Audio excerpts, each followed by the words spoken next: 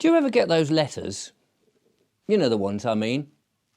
Those letters who are not really from a friend, but they're more sort of official letters. They come in brown envelopes and sometimes they have windows in them, don't they? And they write to somebody similar to you, but not you. You know, and you know that because it's all in capital letters and they have that funny thing. What is it called? A surname. I don't know what that really is. I don't know who that is. A surname.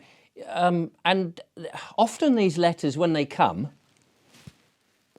they're always, it seems to me, demanding money or advising you certain terms and conditions are changing. It's all very officious, really. And you feel like, oh, what's this got to do with me? I don't know who you're talking to. You see, I get a lot of these letters.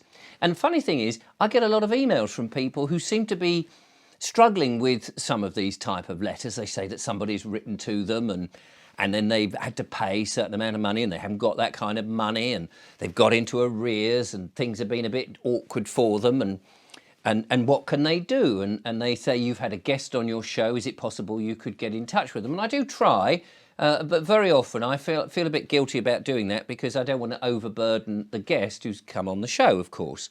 And the videos are out there and, you know, you only have to put the name of the guest into a search engine and they'll probably pop up anyway, so people can get in touch with them directly. But the point is, people do get themselves into a little bit of problems, it would seem, and then they're tackling it in a very sort of legal way, or they're writing to them as this name, this double-barreled name, you know, forename and surname. And that's really interesting because when I was born, my mum and dad just called me Richard. That's what they called me. I mean, it's just a name. It's a label, isn't it? Because I'm obviously not Richard, because there's loads of Richards. How can another Richard be the same man or woman? Obviously, we're all separate. So in order to sort of distinguish me from a group of kids, she would call me Richard. It was just, I mean, it's just a word, isn't it? It's a sound at the end of the day. It's just a sound, Richard. And then, of course, well, when I went to school, things were a bit different.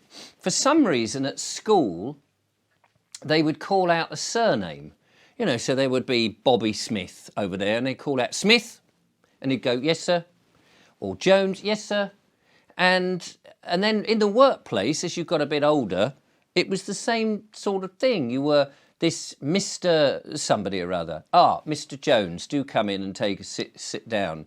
And if anyone ever said that to me, I think I'd laugh because, well, my mum never called me Mr. anything. Often she called me a damn nuisance. No. My mum and dad always called me Richard. That was the name they gave me. And they're the only ones really that had any, if you like, authority to give me any kind of name because, well, they created me, didn't they? Their sperm and egg, sorry to say that, created this other man, or it was a baby at the time and grew up, and I hope I'm a man.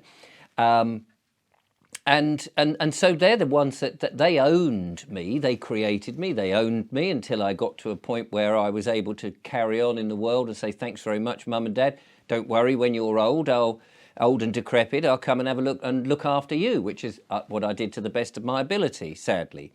And so, you know, your own autonomy and your own authority grows up when you get to a certain point. Now, I know that there are legal, let's say, dates when, you know, when you become 16 or 18 or 21, they make out that makes a big difference. But of course, it's really who you are in and of yourself that says, actually, I'm now grown up and able to cope with the world. Thank you very much.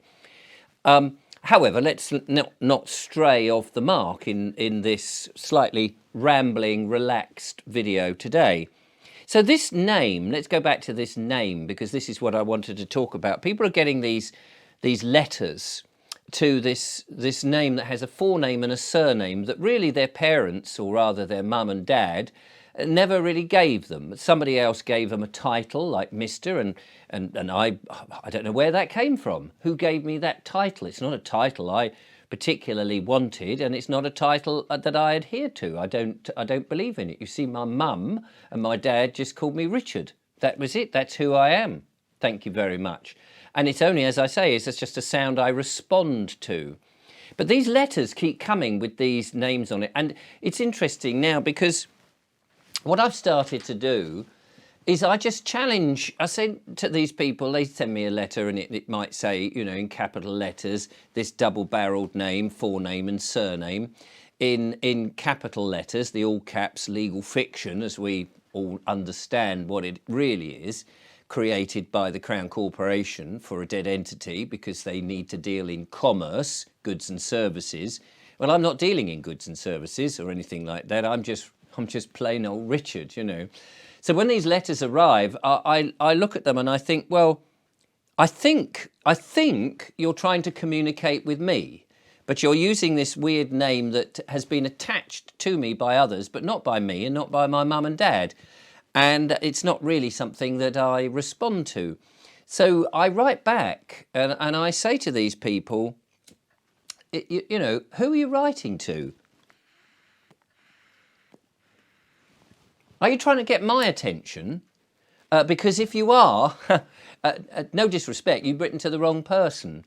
I don't know who this all capitals name is that you've written to. Not sure. And by the way, I don't have a title. I don't answer to any title like Mr. or Sir or Madam.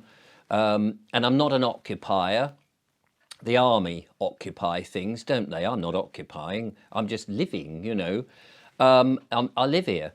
So I don't know who you're talking to, really. But if you are talking to me, if it's me, Richard, and, you know, you could give yourself the family name, if you like, Richard of so-and-so, or you could go the town that you live in, Richard of Weymouth or Bournemouth or wherever. Or perhaps you could just make it up, doesn't really matter. I mean, Richard of Biggleswick. That's sort of what I would answer to. Richard of Biggleswick, certain, you know, certain credence to it. But it doesn't really matter, it's just a label at the end of the day. But it's the one I've chosen that you could write to, you see. So I say, well, I don't know who you're writing to. Who are you writing to? I understand that you've got these this bill and demands and various things, and I'm happy to talk about all of that, of course. Happy to talk about it. Don't know what it's relating to, but if you are going to write to me, could you write to my Christian name, Richard? As simple as that. Just if you could write to me, then I know you're talking to me and I know you're not talking to somebody else. And I don't really want to open somebody else's mail because actually, you know, that's naughty because whoever that is, he may want to open it. So instead of writing to this all caps person who I have no idea who it is really, write to me and then I'll more than happy communicate with you. Problem is, they seem to have a bit of difficulty doing that. Seems to be it's out of their jurisdiction. In the way that water and oil can't mix because they want to write to a corporation. Well, I'm not a corporation. I'm not a dead entity. I'm not a legal fiction. I'm a real man. And if they want to write to me and they want me to pay certain bills or give them some money, then the decent thing to do would be to write to me, Richard of Biggleswick. And if they can't do that, if they can't leap over that little hurdle, then I don't know who you're talking to. Thank you very much.